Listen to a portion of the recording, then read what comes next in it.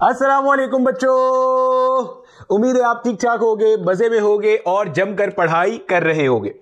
Class 11 physics की detail lecture series चल रही है और जो चैप्टर हम पढ़ रहे हैं that is work, energy and power. आज हमारा है लेक्चर नंबर 5।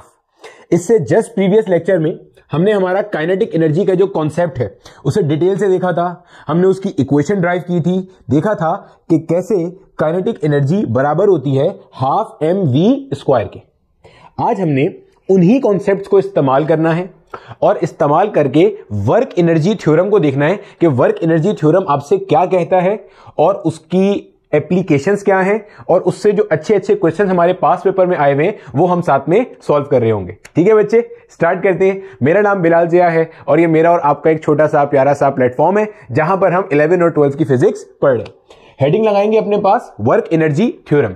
कोशिश करना कि एक फ्लो में, एक गो में, एक ही दफा में बैठकर पूरी वीडियो देखो और जो नोट्स आप खुद बनाओगे वो बाहर किसी भी परचेज किए हुए नोट से बहुत बेहतर होंगे, क्योंकि आपने खुद समझ के चीज को लिखा होगा और अपनी गलतियां मार्क की होंगी।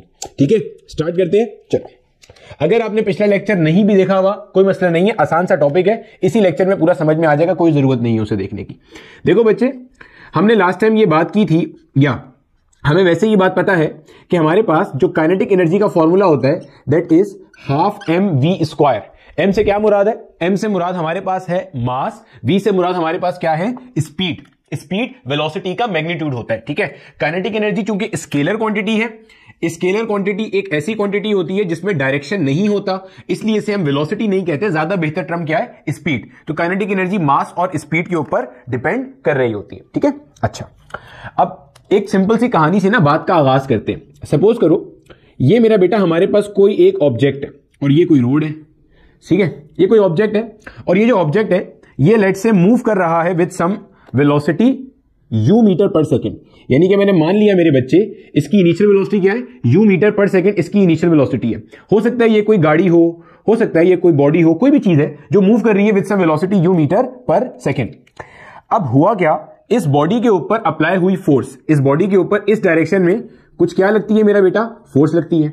और हम ये बात जानते हैं अपने न्यूटन के सेकंड लॉ से कि F equals m a. Force apply करेंगे तो बॉडी में क्या आएगा? एक्सेलरेशन आएगा, और उसी डायरेक्शन में एक्सेलरेशन आएगा जिस डायरेक्शन में फोर्स लगेगी। तो फोर्स यहां लगी, इसका मतलब बॉडी के अंदर इसी डायरेक्शन में क्या आएगा? एक्सेलरेशन आएगा। एक्सेलरेशन का मतलब क्या होता है? वेलोसिटी के बदलने की रफ्तार, यानी कि बॉडी की वेलोसिटी क्या होगी? बदलेगी। ठीक है, मान लेते हैं जब इस डायरेक्शन में बॉडी के ऊपर फोर्स लगी तो मेरा बेटा बॉडी की जो वेलोसिटी पहले u मीटर पर सेकेंड थी वो अब बढ़ के कितनी हो गई हमारे पास? v metre per second. पहले कितनी थी जनाबे वाला? u मीटर पर सेकेंड, अब बढ़ के कितनी हो गई है? v metre per second. ठीक है, और साथ हमें यह भी पता चल रहा है या हमें नजर आ रहा है कि v is greater than u, यानी कि जो बाद वाली वेलोसिटी है वो पहले के मुकाबले में क्या हो गई है? ज्यादा हो गई है। आहिस्ता आहिस्ता आराम से समझेंगे, कोई जल्दी नहीं है। देखो भैया, हमारे पास एक कोई गाड़ी थी जो मूव कर रही थी किसी इनिशियल वेलोसिटी से, जिसको हमने क्या नाम दिया? u metre per second. जिस डायरेक्शन में गाड़ी मूव कर रही थी उसी डायरेक्शन में इसके ऊपर फोर्स लगाई गई, तो अल्टीमेटली क्या हुआ? बॉडी की वेलोसिटी u से बढ़ के क्या हो गई? v मीटर पर सेकेंड हो गई, और नतीजे में बॉडी ने कुछ यहां पे फासला भी कवर कर लिया जिसको मैं कह रहा हूं डिस्टेंस s कवर कर लिया। अच्छा, अगर हम काइनेटिक एनर्जी की टर्म में बात करें तो मेरा बेटा इस टाइम पे बॉडी की काइनेटिक एनर्जी कुछ इनिशियल काइनेटिक एनर्जी थी और अब इसके पास कुछ फाइनल काइनेटिक एनर्जी है। और हमें ये बात पता है क्योंकि बाद वाली वेलोसिटी या बाद वाली स्पीड पहले के मुकाबले में ज्यादा है, तो मुझे ये चीज नजर आ रही है, इसका मतलब final kinetic energy initial kinetic energy के मुकाबले में क्या हो गई है? बढ़ गई है। यानी कि आपको यह नजर आ रहा है कि फोर्स लगाने के बाद जो काइनेटिक एनर्जी है वो इंक्रीज हो गई। भैया स्पीड बढ़ी, फोर्स लगाई तो स्पीड क्या हो गई? बढ़ गई।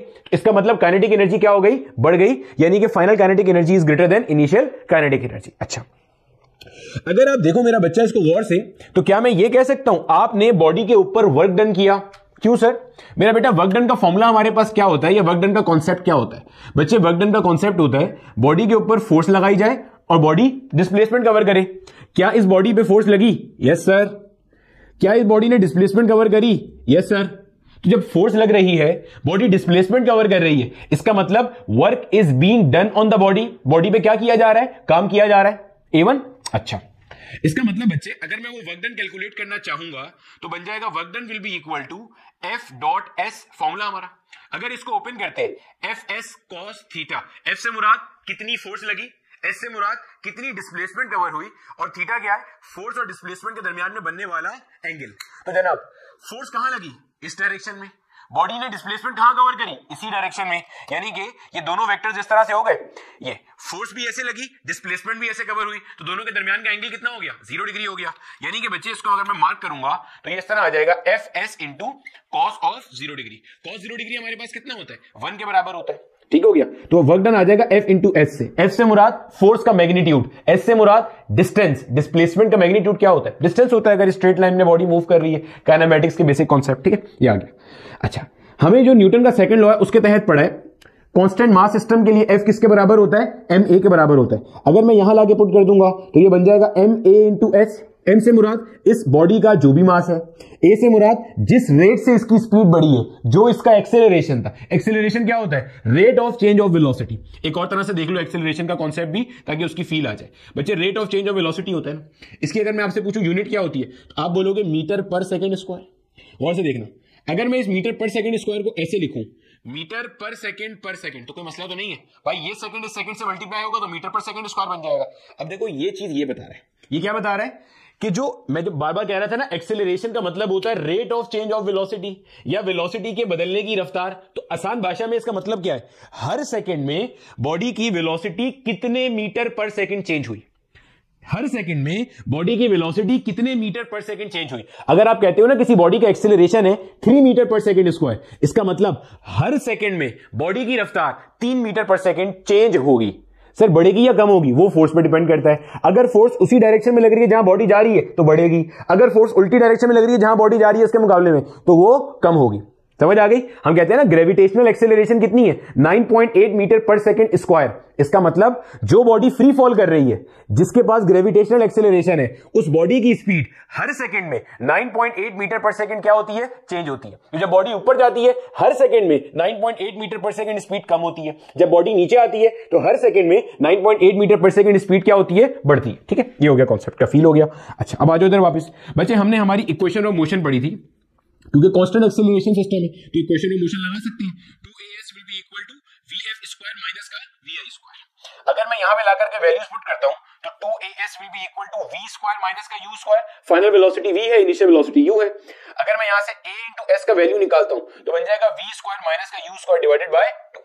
इसको ला करके यहां a into s की जगह पुट कर देंगे तो बच्चे क्या बनेगा, work done will be equal to m multiply by v square minus का u स्क्वायर डिवाइडेड बाय 2। सही हो गया।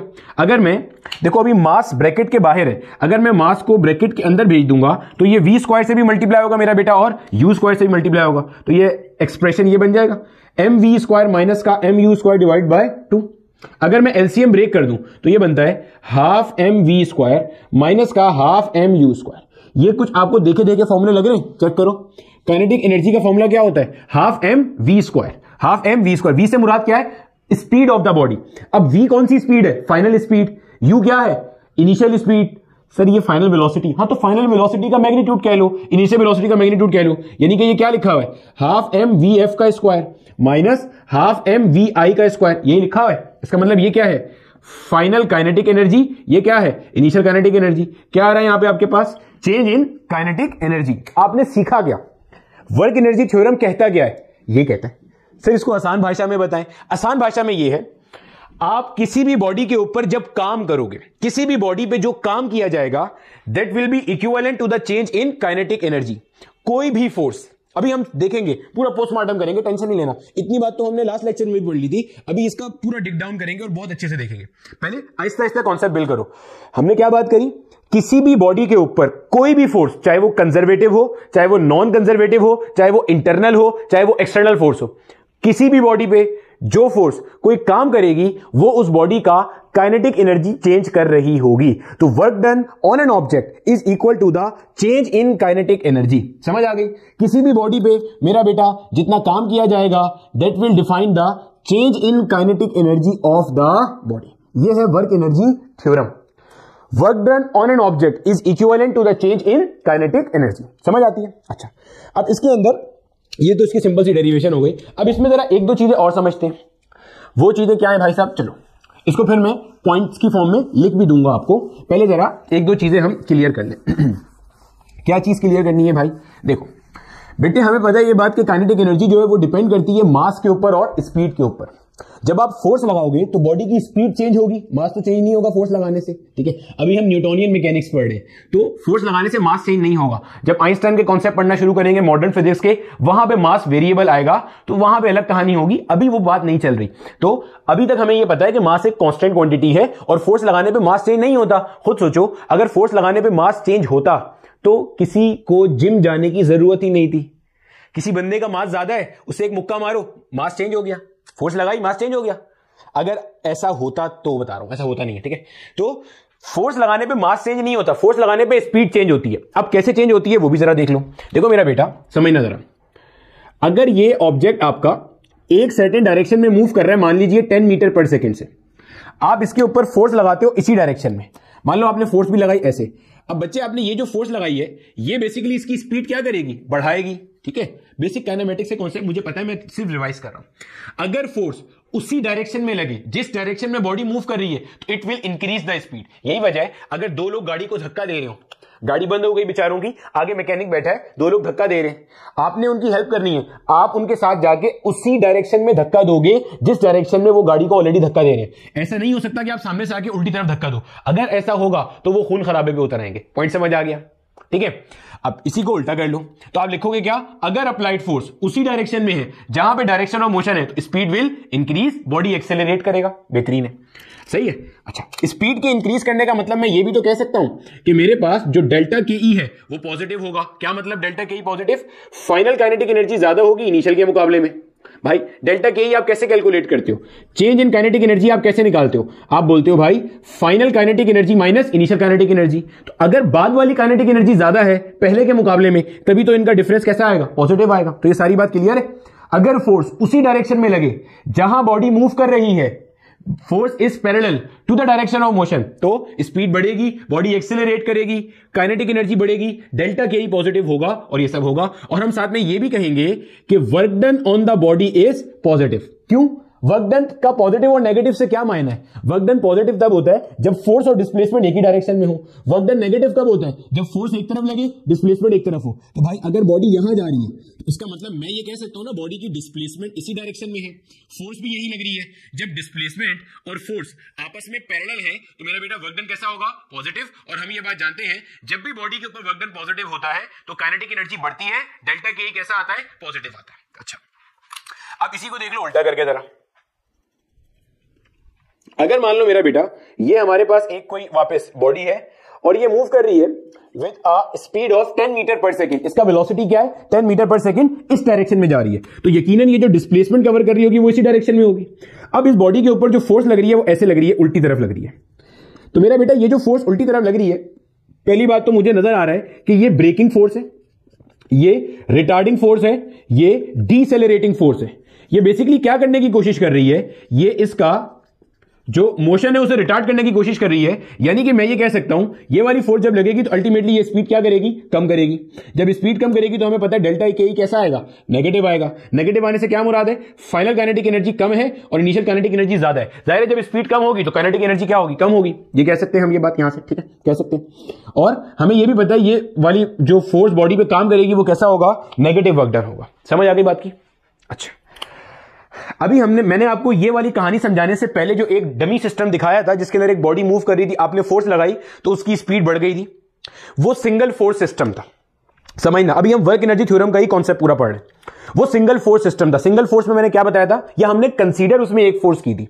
हमने ये माना था एक बॉडी है, वो एक डायरेक्शन में मूव कर रही है विद सम वेलोसिटी u, आपने फोर्स लगाई उसी डायरेक्शन में और उसकी वेलोसिटी बढ़ के हो गई v, देख लिया था हमने, ठीक है। अब अगर मल्टीपल फोर्सेस लग रही हो तो क्या तब भी ये वाला थ्योरम वैलिड होगा या नहीं? देखो चेक करो, तब भी ये थ्योरम वैलिड होगा। अब मल्टीपल फोर्सेस के केस में कैसे होगा और क्या काम करना है वो देखो।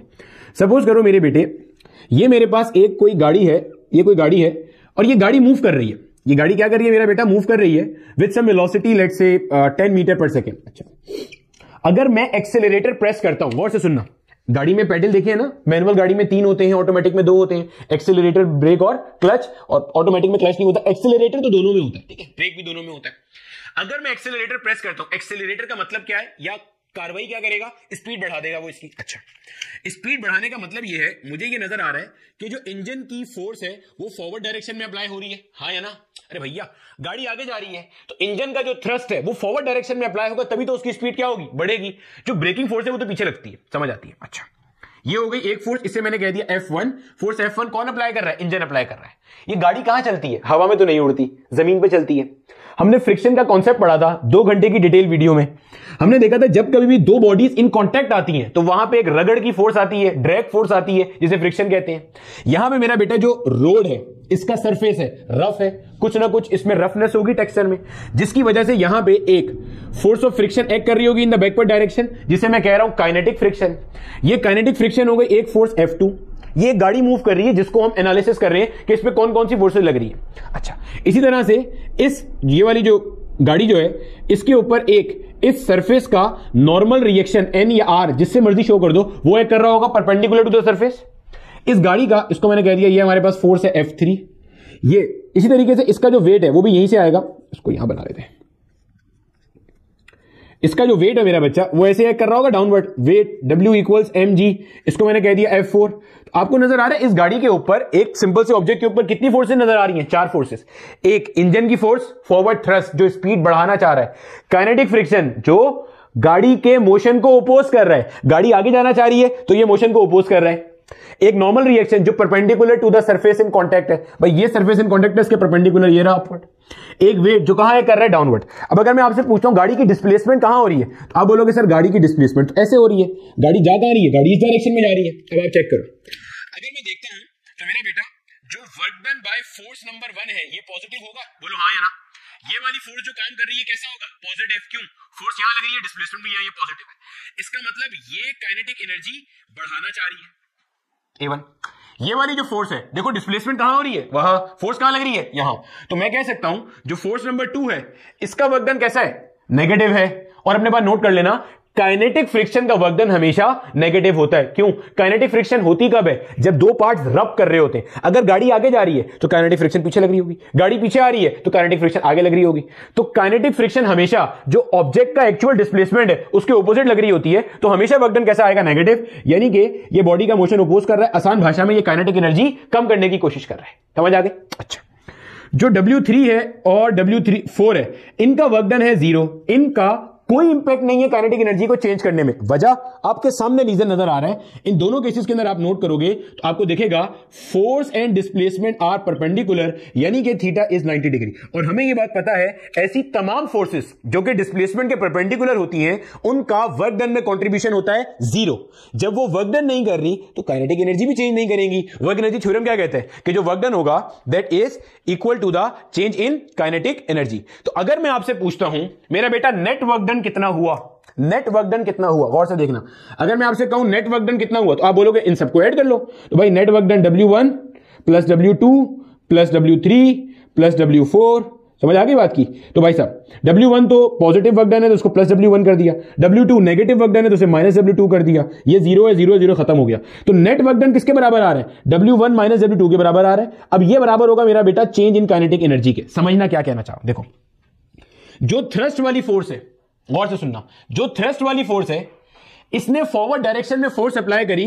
मान लो काइनेटिक एनर्जी बढ़ जाए 10 जूल, इसने कितनी फोर्स अप्लाई करी कि kinetic energy should increase by 10 joule. Kinetic friction ने बैकवर्ड डायरेक्शन में फोर्स अप्लाई करी तो उसने इतनी फोर्स लगाई कि काइनेटिक एनर्जी कम हो जाए, कितना, 2 जूल।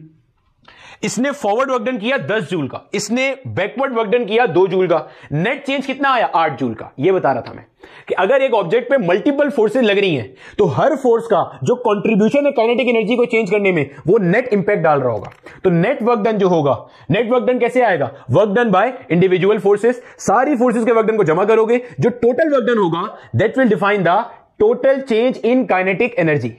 अगर वो फोर्सेस जो काइनेटिक एनर्जी बढ़ाना चाह रही हैं उनका वर्क डन ज्यादा है और वो फोर्सेस जो कम करना चाह रही है उनका वर्क डन कम है, तो नेट इंपैक्ट पॉजिटिव होगा, ओवरऑल बॉडी की काइनेटिक एनर्जी बढ़ जाएगी। अगर उल्टा है, यानी कि वो फोर्सेस जो वर्क डन क्या करना चाह रही हैं, कम करना चाह रही हैं, उनका इंपैक्ट ज्यादा है, तो ओवरऑल काइनेटिक एनर्जी क्या हो जाएगी मेरा बच्चा, कम हो जाएगी। समझ आ गई बात की? देख लो, इतना हिस्सा कॉपी कर लो, मैं इन सब चीजों को पॉइंटर फॉर्म में मेंशन कर देता हूं।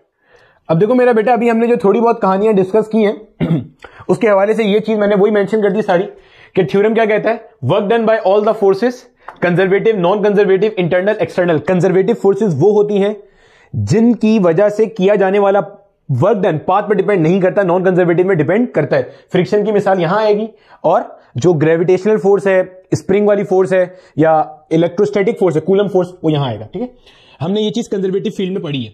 इंटरनल और एक्सटर्नल। इंटरनल फोर्स कौन सी होती है, जो सिस्टम के अंदर होती है। एक्सटर्नल फोर्स जो सिस्टम के बाहर होती है। मिसाल के तौर पे अगर एक बॉडी है, उसको मैं ऐसे इंक्लाइन प्लेन के ऊपर लेके जा रहा हूं, तो जो फोर्स जिससे मैं वर्क डन कर रहा हूं वो एक्सटर्नल फोर्स है। अगर फ्रिक्शन जो उसमें एक्ट कर रही है वो इंटरनल फोर्स है। प्लेन का नॉर्मल रिएक्शन है वो इंटरनल फोर्स है। Acting on an object is equal to the change in kinetic energy. कह रहे हैं जितना भी वर्क डन होगा टोटल वो उसी काइनेटिक एनर्जी चेंज करेगा। ये लिखा है, net work done is equal to change in kinetic energy K final minus K initial, half m v f square minus half m v i square. V f final speed है, v i initial speed है। उसी को एक और तरह जो यहां भी कहानी डिफाइन की थी, नेट वर्क डन बराबर होता है सम ऑफ इंडिविजुअल वर्क डन का। यानी कि एक वर्क डन एक फोर्स ने किया, एक वर्क डन दूसरे ने किया, एक तीसरे ने किया। आप सारे वर्क डन को सम करोगे तो आपको क्या मिलेगा, नेट वर्क डन। और ये नेट वर्क डन आपका चेंज इन काइनेटिक एनर्जी को रिप्रेजेंट कर रहा होगा। ठीक है, फिर अगर आपका नेट वर्क डन पॉजिटिव है, इसका मतलब वो फोर्सेज जो काइनेटिक एनर्जी बढ़ाना चाह रही हैं वो ज्यादा है, और मतलब ज्यादा से मुराद है उनका इंपैक्ट ज्यादा है, उनका वर्क डन ज्यादा है। वो फोर्सेज जो काइनेटिक एनर्जी कम करना चाह रही हैं उनका इंपैक्ट क्या है, कम है। तो अगर वर्क डन पॉजिटिव है, डेल्टा के पॉजिटिव है, काइनेटिक एनर्जी बढ़ेगी, फाइनल ज्यादा होगी, इनिशियल कम होगी। अगर नेट वर्क डन नेगेटिव है, इसका मतलब वो फोर्सेज जो काइनेटिक एनर्जी कम करना चाह रही हैं, जो नेगेटिव फोर्सेज हैं, जहां पे फोर्स डिस्प्लेसमेंट एंटी पैरेलल है, उनका इंपैक्ट क्या है, ज्यादा है। तो डेल्टा के नेगेटिव होगा, काइनेटिक एनर्जी कम होगी, के फाइनल कम होगा और के इनिशियल ज्यादा होगा। समझ आती है बात की? अच्छा, अब इसके अंदर मेरा बेटा अभी हमने चूंकि पास पेपर के क्वेश्चंस करने हैं, तो ये जो हमारा वर्क एनर्जी का कॉन्सेप्ट था ना, अभी हमने इसको इंप्लीमेंट किया था एक्स एक्सिस के ऊपर। अगर मैं इसी सेम कहानी को आपको वाई एक्सिस पर भी इंप्लीमेंट करके दिखा दूं कि वहां पे कैसे होता है, क्योंकि होता तो हर जगह है। और साथ एक बात और अपने पास क्लियर कर लेना कि मैंने ऐसा कहीं नहीं कहा कि वर्क एनर्जी थ्योरम में जो work done by conservative force है सिर्फ वही चेंज इन काइनेटिक एनर्जी कराएगी। मैंने यहां लिखा है बकायदा कि वर्क डन बाय हर तरह की फोर्स, कंजर्वेटिव हो, नॉन कंजर्वेटिव हो, सिस्टम की इंटरनल हो, सिस्टम से एक्सटर्नल हो। मिसाल दी मैंने अभी आपको यहां पे, जो एक्सटर्नल फोर्स वर्क डन करा रही है वो भी चेंज इन काइनेटिक एनर्जी है, जिससे हमने ड्राइव किया था।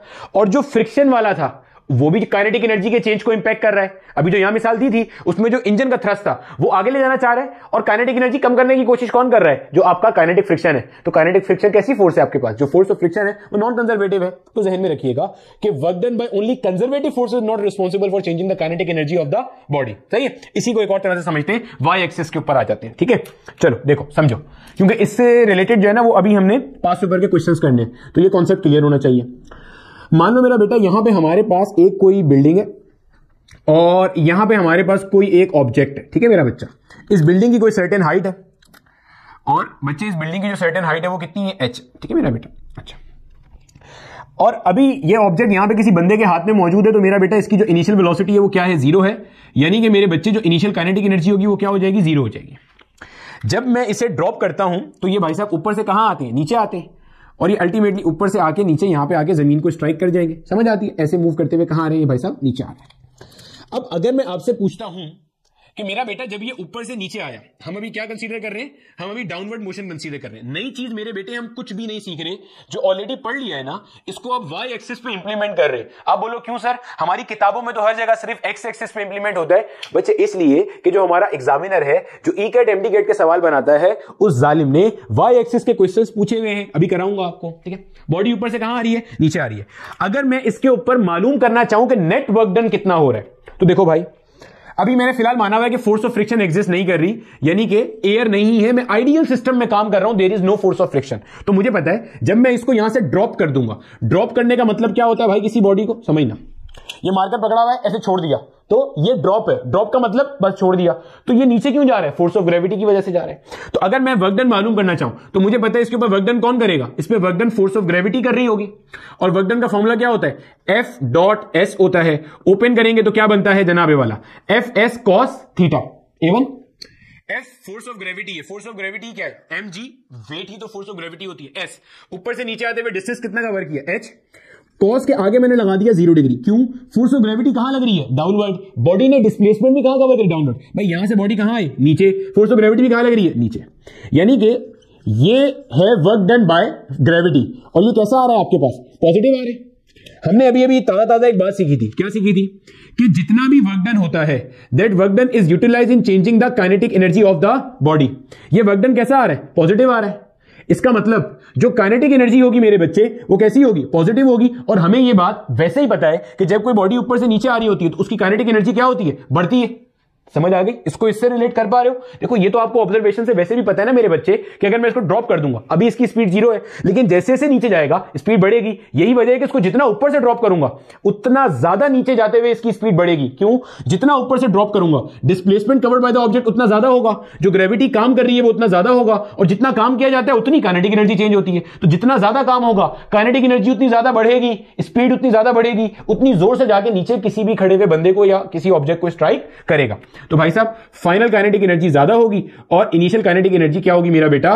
कम होगी। समझ आ गई बात की? जो हमने पहली चीज पढ़ी कि work done by the force of gravity is utilised in increasing the kinetic energy of the object, जो कि फ्री फॉल करता हुआ कहां आ रहा है? नीचे आ रहा है। बेसिक सी बात थी, कोई रॉकेट साइंस नहीं था इस एक्सप्रेशन में। तो भाई साहब, किताब में आपको ये एक्सप्रेशन ऐसे भी लिखा मिलेगा कि work done is equal to the change in kinetic energy. Work done कितना हो रहा है यहां पे? प्लस mgh, और काइनेटिक एनर्जी की जगह पे क्या आएगा? Half mv²। क्यों भाई? काइनेटिक एनर्जी का डेल्टा के का फॉर्मूला क्या होता है? kf minus ki। Initial kinetic energy कितनी थी मेरे बेटा? 0 थी। तो भाई ki तो हो गया 0, फाइनल काइनेटिक एनर्जी क्या है? Half mv²। समझ आ गया? m से m मर जाएगा। यहां इस एक्सप्रेशन को यूज करते हुए आप इसकी just before striking the ground जो वेलोसिटी थी वो कैलकुलेट कर सकते हो। इस तरह के सवाल भी माजी में आए हुए। सर, ये तो हम पोटेंशियल एनर्जी से भी कर सकते थे कि ऊपर से नीचे आते हुए पोटेंशियल एनर्जी कम हो रही है, काइनेटिक एनर्जी बढ़ रही है। कर सकते थे, करेंगे law of conservation of energy में। अभी हमने पोटेंशियल एनर्जी नहीं बढ़ा हुआ, तो हमें नहीं पता पोटेंशियल एनर्जी क्या होती है। आप सोच रहे बिल्कुल सही हो, ऊपर से नीचे आते हुए पोटेंशियल एनर्जी कम हो रही है क्योंकि हाइट रेफरेंस से कम हो रही है, काइनेटिक एनर्जी क्या हो रही है? बढ़ रही है। लेकिन मैं मजबूर हूं अभी आपको उसी कॉन्सेप्ट को पढ़ाने पर जो हमारा आज का लेक्चर है। तो हमारा क्या है? Work energy theorem. तो आपने क्या सीखा? Work done by the force of gravity या work done by the gravitational force is utilised in changing the kinetic energy of the body. A1 हो गया कॉन्सेप्ट। अच्छा, अब इसी के अंदर मेरा बेटा, अगर हम मान लेते सेम सिस्टम है, बिल्कुल सेम सिस्टम है, बिल्कुल यही है भाई, बिल्डिंग सब कुछ वही है, यही ऑब्जेक्ट है मेरा बेटा। अब लेकिन फोर्स ऑफ फ्रिक्शन 0 नहीं है। फोर्स ऑफ फ्रिक्शन 0 नहीं है, नॉन जीरो है। यानी कि इसका मतलब यह कि मेरा बेटा यहां पे एयर फ्रिक्शन एग्जिस्ट कर रही है, एयर एग्जिस्ट कर रही है। और वंस अगेन हम पढ़ने क्या वाले हैं? हम अपना डाउनवर्ड मोशन पढ़ने वाले हैं। डाउनवर्ड मोशन से क्या मुराद है मेरा बेटा? कि बॉडी कहां से कहां आ रही है? ऊपर से नीचे आ रही है। और बिल्डिंग की हाइट कितनी है भाई साहब? बिल्डिंग की हाइट हमारे पास है h। ठीक है जनाब। जैसे ही मैं इसको ड्रॉप करूंगा, इनिशियल वेलोसिटी इसकी क्या है जनाबे वाला? 0 है। इसका मतलब इनिशियल काइनेटिक एनर्जी क्या है मेरे बच्चे? 0 है। अच्छा, अब समझना जरा, कॉन्सेप्ट समझना, जो ऑलरेडी पढ़ा हुआ है उसी को यहां पे देखना है। ठीक है। और मैंने क्या किया? बॉडी को ऊपर से नीचे ड्रॉप कर दिया। तो बॉडी जनाब ऐसे आएगी और आगे स्ट्राइक कर जाएगी। बॉडी ऐसे मूव करती हुई आ रही है। अब अगर मुझे नेट वर्क डन कैलकुलेट करना है तो मेरे पास यहां पे दो फोर्सेज है, समझिएगा। एक है मेरा बेटा weight, W equals mg, which is the force of gravity. और ये फोर्स ऑफ ग्रेविटी मेरा बेटा कहां पे एक्ट कर रही है? डाउनवर्ड एक्ट कर रही है, ऐसे। एक है मेरा बेटा F से क्या मुराद है? Force of friction. क्या मुराद है भाई साहब? Force of friction. सर कौन सा फ्रिक्शन? Fluid friction. कौन फ्लूइड फ्रिक्शन? एयर। एयर क्या करता है? एयर फ्लूइड है, रेजिस्ट करता है। जब ऑब्जेक्ट ऊपर से नीचे आएगा तो एयर उसका मोशन क्या करेगा? रेजिस्ट करेगा।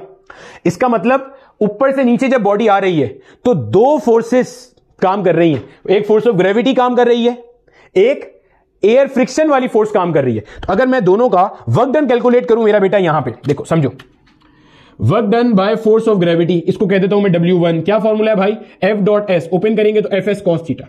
F की जगह पे आ गया mg, ठीक है, क्योंकि वेट है। S क्या है? h, क्योंकि भाई कितना डिस्प्लेसमेंट कवर किया, ठीक है। cos ऑफ 0 डिग्री, क्यों भाई साहब? बॉडी कहां आ रही है? नीचे आ रही है, और फोर्स भी कहां लग रही है? ग्रेविटी वाली नीचे लग रही है। cos 0 डिग्री हो गया 1, तो क्या बनाइए? mgh।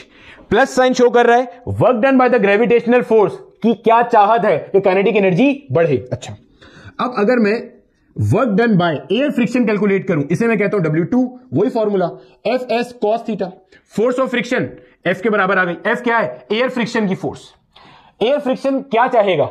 मोशन को अपोज करना। बॉडी कहां आ रही है? नीचे आ रही है। तो एयर फ्रिक्शन कहां लगेगी? ऊपर, सही है। भाई एयर फ्रिक्शन का काम क्या है? मोशन को अपोज करना। बॉडी नीचे आ रही है तो एयर फ्रिक्शन अपवर्ड, बॉडी ऊपर जा रही होती तो एयर फ्रिक्शन डाउनवर्ड। भाई फ्रिक्शन का काम क्या है? अपोज करना। काइनेटिक फ्रिक्शन भी ऐसे ही है, आगे जाएगी गाड़ी तो पीछे लगेगी, पीछे जाएगी तो आगे लगेगी। फ्रिक्शन का लफ्जी मतलब ही यही है कि वो सरफेसेस इन कॉन्टैक्ट का रिलेटिव मोशन क्या करता है? अपोज करता है। सही है। और कहां से कहां तक लग रही है? जाहिर है जब तक हवा में तब तक लग रही है। कब तक हवा में? यहां से यहां तक बॉडी हवा में थी। और कॉस ऑफ 180, 180 क्यों भाई? बॉडी नीचे आ रही है और मोशन जो अपोज हो रहा है, एयर फ्रिक्शन कहां लग रही है? अपवर्ड। ये हो गया जनाब -1। क्या आ रहा है? माइनस का FH। माइनस साइन ये शो कर रहा है कि work done by air friction is basically to do what? To reduce the kinetic energy. यानी कि एक काइनेटिक एनर्जी बढ़ाना चाह रहा है, एक काइनेटिक एनर्जी कम करना चाह रहा है। अब हमें पता है कि जो नेट वर्क डन है that is utilize in changing the kinetic energy of the body. Net work done, देखो नेट वर्क डन कैसे आएगा? mgh माइनस का F इंटू H और डेल्टा के क्या होगा? KF minus KI। KI कितना है बच्चे? 0 के बराबर है तो KF हो जाएगा, यानी कि हाफ mv² हो गई भाई। ये आपके पास था जो आपके पास डाउनवर्ड मोशन हो रहा है, उसमें वर्क एनर्जी की इक्वेशन थी in the absence of air friction. Work energy की इक्वेशन आ रही है in the presence of air friction. इसको वहां ले जाओगे तो क्या बनेगा? mgh will be equal to half mv² plus F into H। इसको आप वैसे भी समझ सकते हो कि ऊपर से नीचे आते हुए जो टोटल पोटेंशियल एनर्जी है वो यूटिलाइज हुई काइनेटिक एनर्जी को बढ़ाने में and in doing work against the friction. समझ आ गई बात की भाई साहब? क्लियर हो गया? चलो इतने से देख लो। अब इसी को अगर अपवर्ड मोशन करके देखें तो भी हमें समझ में आएगा। अभी तक तो हमें समझ में आ रहा है net work done is equal to the change in kinetic energy वाला कॉन्सेप्ट। ठीक है, अब इसी का अपवर्ड मोशन भी देख लेते हैं, फिर उसके पास पेपर के क्वेश्चंस देखते हैं। अब देखो मेरा बेटा, हमने कोई नई कहानी नहीं करनी, सेम चीज करनी है, बस अब अपवर्ड मोशन है। अपवर्ड मोशन का मतलब क्या है जनाब? ये मान लो मेरा बेटा हमारे पास वही बिल्डिंग है जिसकी एक सर्टेन हाइट h हमारे पास मौजूद है। ठीक है, ये रहा। और मेरा बेटा यहां पे हमारे पास कोई एक ऑब्जेक्ट है जिसको आपने ऊपर थ्रो किया विद सम वेलोसिटी v। हमें पता है जब ऑब्जेक्ट ऊपर जाएगा तब तक ऊपर जाता रहेगा जब तक कि उसकी स्पीड 0 ना हो जाए। मान लेते हैं कि ये ऑब्जेक्ट यहां टॉप पॉइंट तक जाता है, इस पॉइंट तक जाता है और फिर फाइनली इसकी स्पीड हो जाती है 0। ऑब्जेक्ट ऐसे कहां जा रहा है? अपवर्ड जा रहा है। ठीक है, अभी 0 क्यों होगी वो भी नजर आ जाएगा। पहला अच्छा, जब यहां पे आपने ऑब्जेक्ट को थ्रो किया तब आपने इसको जो इनिशियल वेलोसिटी थी वो मेरा बेटा v के बराबर दी आपने, तो इसकी जो इनिशियल काइनेटिक एनर्जी है ना अब की बार वो नॉन जीरो है, कुछ ना कुछ है। और ये कब तक ऊपर जाता रहेगा? जब तक कि इसकी जो फाइनल वेलोसिटी है वो 0 ना हो जाए, यानी कि जो इसकी फाइनल काइनेटिक एनर्जी है ना वो मेरा बेटा क्या हो जाएगी? 0 हो जाएगी। अच्छा, और अभी हम बात कर रहे हैं अपने पास एयर के एब्सेंस में, तो हमारे पास जो फोर्स ऑफ फ्रिक्शन है ना वो भाई साहब क्या है? 0 है। और कौन सा मोशन हम अभी स्टडी कर रहे हैं? इसका अपवर्ड मोशन स्टडी कर रहे हैं। मतलब स्टडी क्या कर रहे हैं? जो हमने एक कॉन्सेप्ट पढ़ा है ना कि net work done on an object is equal to the change in kinetic energy, उसको देख रहे हैं कि अगर ऐसा क्वेश्चन आ जाएगा कि वाई एक्सिस में बॉडी ऊपर जा रही होगी तो कैसे करेंगे। काम वही है जो ऑलरेडी कर चुके हैं, नया काम कुछ भी नहीं सीख रहे हैं इसमें। अच्छा भाई, एक ही फोर्स लग रही है, जब आपने ऐसे फेंक दिया, अब बच्चा बोलता है सर जो जिस बंदे ने फेंका वो एक्सटर्नल फोर्स भी तो लग रही है। समझता है एक्सटर्नल फोर्स क्या मुसलसल लग रही है? नहीं भाई, जब बंदा कोई मार्कर ऊपर फेंकता है तो क्या बंदा मार्कर के साथ चिपक के ऊपर जाएगा? नहीं भाई, मार्कर अगर तुम कोई बॉल ऊपर उछालते हो तुम बॉल के साथ चिपक के ऊपर तो नहीं जा रही ना, बॉल ऊपर जा रही है। सेट हो गया? हाँ, जो फोर्स ऑफ ग्रेविटी है वो मुसलसल लग रही है। अगर एयर फ्रिक्शन होगी तो वो मुसलसल लगेगी। देखो जब बॉल यहां था तब भी उसके ऊपर वेट लग रहा है डाउनवर्ड, ऊपर चला गया बॉल थोड़ा, अब भी वेट लग रहा है डाउनवर्ड। तो भाई कंटिन्यूअस वर्क डन कौन कर रहा है? फोर्स ऑफ ग्रेविटी कर रही है, आप थोड़ी कर रहे हो। आपने तो एक बार लॉन्च कर दिया, उसको हमने यहां पे अकाउंट में ले लिया कि kinetic energy initial non zero है। सही है, तो अगर मुझे कैलकुलेट करना हो work done by force of gravity तो भाई वही हो जाएगा Fs cos ऑफ थीटा। अच्छा, F कितना होगा? mg which is the force of gravity, S displacement कितनी कवर कर रहा है भाई? h, और cos के आगे आएगा 180 डिग्री। क्यों? फोर्स ऑफ ग्रेविटी लग रही है नीचे, बॉडी कहां जा रही है? ऊपर। cos 180 कितना होता है बच्चे? -1, तो क्या बनता है ये? माइनस का mgh। और तो कोई फोर्स है नहीं क्योंकि फोर्स ऑफ फ्रिक्शन को भी 0 सेट किया हुआ है। हमें पता है जो नेट वर्क डन है that is equal to the change in kinetic energy. आप नोट करो नेट वर्क डन कितना है? Negative of mgh। Negative work done ये इंप्लाई कर रहा है क्या? कि आपके पास काइनेटिक एनर्जी कम हो रही है, फोर्स उस डायरेक्शन में लग रही है जो opposite to the direction of motion है। देखो ये चीज नजर आ रही है, डेल्टा के कम हो रहा है, फाइनल काइनेटिक एनर्जी कम है और इनिशियल काइनेटिक एनर्जी ज्यादा है। अब जल्दी से इसको देख लो, अगर फोर्स ऑफ फ्रिक्शन भी मौजूद होगी तो क्या होगा भाई? वीडियो को पॉज करो और अब ये तो खुद से कर लो, मतलब इसमें तो बिल्कुल कुछ बचा ही नहीं अब करने के लिए। ये बॉडी है, ऐसे लॉन्च किया, ऊपर जाएगी कब तक? जब तक कि फाइनल काइनेटिक एनर्जी 0 ना हो जाए। ठीक है, with some initial velocity v, ये इनिशियल वेलोसिटी है, इनिशियल काइनेटिक एनर्जी आपके पास नॉन जीरो के बराबर है, ऊपर जा रही है बॉडी। अब हमें पता है एक तो work done by force of gravity होगा। ठीक है, फोर्स ऑफ ग्रेविटी कहां लग रही है? डाउनवर्ड। तो भाई यहां से निकालेंगे Fs cos theta, mg s की जगह पे क्या आ गया? h cos of 180 degree minus का mgh, यानी कि work done by force of gravity is negative, यानी कि वो बॉडी का मोशन अपोज कर रहा है, या आसान भाषा में काइनेटिक एनर्जी कम करना चाह रहा है। अच्छा, अब अगर work done by air friction निकालना है, सेम फॉर्मूला है Fs cos थीटा। अब इसको सोचो क्या करोगे, बॉडी कहां जा रही है, ऊपर जा रही है, फोर्स ऑफ फ्रिक्शन का तो हो गया भाई F हो गया, बॉडी कहां जा रही है, ऊपर जा रही है। एयर फ्रिक्शन कहां लगेगी सर, ऊपर लगेगी। बेटे कभी भी नहीं, फ्रिक्शन का कॉन्सेप्ट क्लियर कर लो अपना। फ्रिक्शन का काम होता है रिलेटिव मोशन को अपोज करना। बॉडी कहां जा रही है, ऊपर, तो एयर फ्रिक्शन कहां लगेगा, डाउनवर्ड लगेगा। तो भाई साहब कॉस ऑफ 180 डिग्री, ठीक है, कॉस 180 कितना हुआ, -1, यानी कि ये क्या आ गया, माइनस का F इंटू H आ गया। अच्छा, अब नेट वर्क डन कैसे निकालेंगे, टोटल वर्क डन को ऐड कर देंगे, तो माइनस का mgh, ये भी काइनेटिक एनर्जी कम करना चाह रहा, माइनस का F इंटू H, ये भी काइनेटिक एनर्जी कम करना चाह रहा। तो भाई नेट वर्क डन क्या बन गया आपका, माइनस का mgh प्लस का F इंटू H, इसको इक्वेट कर देंगे काइनेटिक उसके साथ, हाफ mv से, तो माइनस का mgh प्लस का F into H, this will be equal to the change in kinetic energy. तो क्या सीखा आपने, आपने सीखा ये कि ये दोनों फोर्सेस मिलकर क्या कर रही होंगी, दोनों फोर्सेस मिलकर काइनेटिक एनर्जी को कम करने की कोशिश कर रही होंगी। पॉइंट समझ आ गया। यहां पे सिर्फ अकेली फोर्स काइनेटिक एनर्जी को कम करने की कोशिश करी थी, यहां पे दोनों फोर्सेस मिलकर कर रही है। ठीक है मेरा बच्चा, इतना हिस्सा कॉपी कर लो। अब 5 पेपर के कुछ क्वेश्चंस सॉल्व करते हैं। अब देखो मेरा बेटा, आपके सामने ये पहला सवाल मेंशन है। पहला सवाल जो मेंशन है आया हुआ है गुलाम इसहाक खान इंस्टीट्यूट ऑफ टेक्नोलॉजी के अंदर 2013 के अंदर। वीडियो को पॉज करो, पहले तसल्ली से इसको अटेम्प्ट करो। आसान सा क्वेश्चन है, जो अभी हमने इतने सारे केसेस करें, आराम से हो जाएगा। ठीक है, फिर मैं करा रहा हूं। कहता क्या है भैया, a body of mass 5 kilogram is raised vertically to a height of 10 metre by a force of 170 newton. कोई बॉडी है जनाबे वाला, ये मान लो हमारा ग्राउंड है जो हमारा रेफरेंस है, यहां से 10 मीटर ऊपर आप बॉडी को ले आए। ये कितना ऊपर आ गया भाई, ये बॉडी आपके पास, बॉडी को आप ऊपर लेकर आ गए 10 मीटर, ठीक हो गया, by a force of 170 newton. एक एक्सटर्नल फोर्स बॉडी पे अप्लाई की गई है। अगर ये बॉडी है, अगर मैं यहां कहीं पे, जब बॉडी ऊपर जा रही थी, अगर यहां कहीं पे ड्रॉ करूंगा, तो बॉडी पे ऊपर की तरफ एक एक्सटर्नल फोर्स अप्लाई की जा रही है, कितनी, 170 न्यूटन। ये कह रहा है velocity of the body at this height, ऊपर की इस पॉइंट के ऊपर जो इसकी वेलोसिटी है ना जनाब, ये आपसे पूछ रहा है। अच्छा, ऊपर जाते हुए एक तो ये एक्सटर्नल फोर्स लग रही है जो इसको ऊपर लेके जा रही है, दूसरा मेरा बेटा इसका अपना फोर्स ऑफ ग्रेविटी होगा, mg के बराबर कहां कर रहा होगा, डाउनवर्ड। निकाल सकते हैं, मास गिवन है 5, g के बारे में कुछ नहीं लिखा तो उसको 10 ले लो भाई, 5 मल्टीप्लाई बाय 10 कितना आ रहा है, 50।